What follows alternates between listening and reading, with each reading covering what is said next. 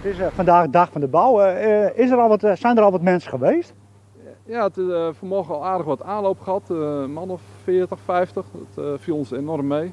We zitten toch niet echt op een hele makkelijke locatie in de omgeving, het is een beetje achteraf. We bouwen hier omdat eigenlijk een windpark in de hoek van het IJsselmeer, de oksel van de afsluitdijk aan het IJsselmeer.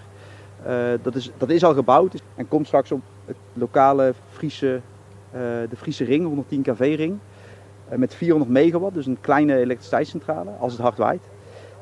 En als dat gebeurt, dan is de koppeling hier tussen 110 en 220 kV niet meer sterk genoeg.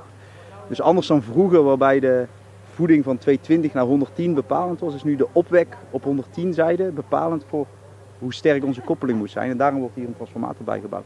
We hebben op de 220 kV een schakeltuin gerealiseerd. We hebben een travostel gebouwd voor de nieuwe travo. Ja, een van de voorwaarden is dat wij een bouwterrein creëren waar we veilig aan het werk kunnen op het bestaande station. Mijn voornaamste functie is dus dat de medewerkers weer veilig naar huis gaan. Welke acties nemen wij om veilig werk te gaan? Dat zijn de PBM's die we gebruiken. Vooraf moet men aantonen de GPI en de poortinstructie. Vanuit de opdrachtgever zijn er een aantal eisen gesteld die voor de bouw gelden, vooral technische eisen. Daarnaast zijn er ook allerlei eisen gesteld aan de manier van bouwen, de uitvoering en ook aan de omgeving waar we rekening mee moeten houden.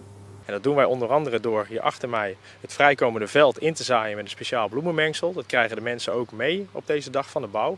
En hierachter hebben wij een bult die je misschien kan zien. Dat is de vrijkomende grond die tijdens de bouwwerkzaamheden zijn vrijgekomen. En daar gaan wij een ecohoop van maken. Ja, dat is heel bijzonder en daarmee doen we wat we kunnen. Dus we proberen oog te houden voor het net te versterken. Dus het moet technisch in orde zijn. Maar daarbij verliezen we de biodiversiteit en de natuur niet uit het oog.